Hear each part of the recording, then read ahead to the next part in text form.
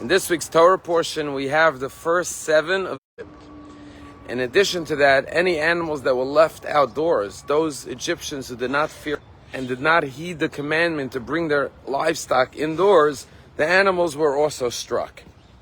But the Torah tells us that this was very unusual hail. It wasn't like hail that we know, because these were pieces of ice. But the Torah says, "Ve'esh mislakachat betoch habarad," that there was a fire, a flame, burning within the ice. Each piece of hail had a little fire burning inside of it. Now, why would God make such a miracle? So Rashi answers and says, to send the message to Pharaoh, that even though water and fire are opposites, they usually extinguish one another, they can't coexist together. But when God commands water and fire to cooperate and change their nature, they follow the will of God and they change their nature and they coexist. And the message to Pharaoh was that ultimately everyone in this world and everything in this world must submit and surrender to the will of Hashem. And even though you're arrogant and prideful and egotistical and stubborn and hard-hearted, you will ultimately also have to submit to my will and free the Jewish people. Let them go. But the Lubavitcher Rebbe gives another beautiful answer, and he says that Pharaoh was the ultimate narcissist. He was a person who had no concern for others, just for himself. And the question is, what is the root of narcissism? What is the cause of it?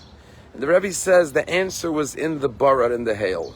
You see, when a person has too much self-love, they become cold and indifferent to the plight of others.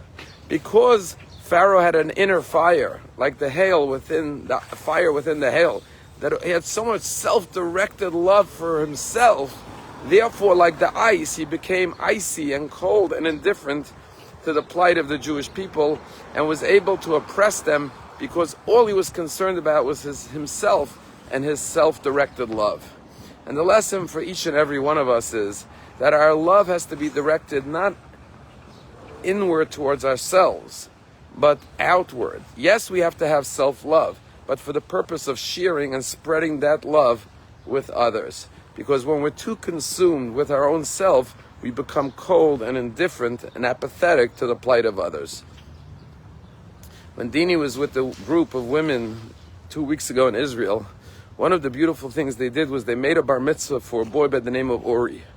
Uri lost both his father and his older brother in the attack of October 7th.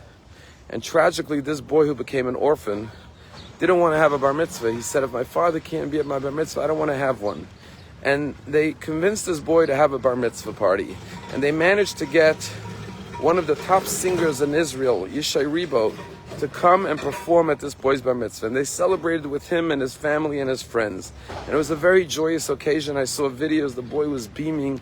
They presented him with a gift, with a ticket to come to Israel. And one of the boys in our community, who's having a bar mitzvah next month, made a video of all of his friends wishing him mazel tov, and they're going to bring him here and celebrate with him here in Florida. At the end of this beautiful bar mitzvah, Dini told me the mother came over to her, and hugged her. And with tears in her eyes, she said, I want you to know that nothing could take away the pain of losing my husband and my son on October 7th. But at least for a few hours, you eased and softened some of that pain with your love and your joy. And that's what we can do. We could ease the pain of others. We can't always remove it, but at least we could show them love, compassion, empathy. And that's the message of the Bara. Don't be like Pharaoh. Don't be indifferent to the plight of others. Be sensitive and caring. Have a wonderful day.